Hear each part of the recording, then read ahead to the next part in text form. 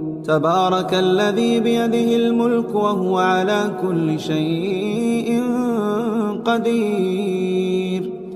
الذي خلق الموت والحياة ليبلوكم أيكم أحسن عملا وهو العزيز الغفور. الذي خلق 7 سماوات طباقا ما ترى في خلق الرحمن من تفاوت فارجع البصر هل ترى من فطور ثم ارجع البصر كرتين ينقلب إليك البصر خاسئا وهو حسير. ولقد زينا السماء الدنيا بمصابيح وجعلناها رجوما للشياطين وأعتدنا لهم عذاب السعير. وللذين كفروا بربهم عذاب جهنم وبئس المصير.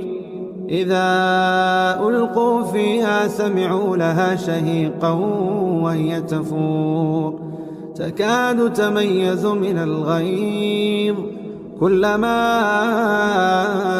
ألقي فيها فوج سألهم خزنتها ألم ياتكم نذير قالوا بلى قد جاءنا نذير فكذبنا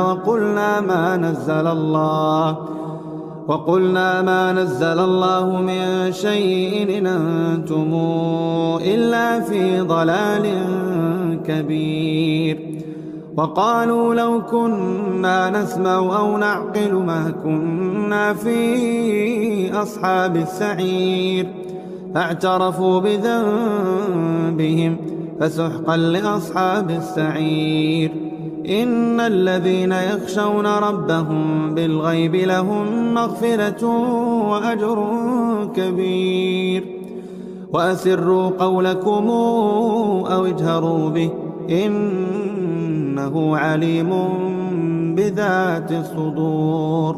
ألا يعلم من خلق وهو اللطيف الخبير. هو الذي جعل لكم الأرض ذلولا فامشوا في مناكبها وكلوا من رزقه وإليه النشور. آمنتم من في السماء أن يخسف بكم الأرض فإذا هي تمور أم أمنتم من في السماء أن يرسل عليكم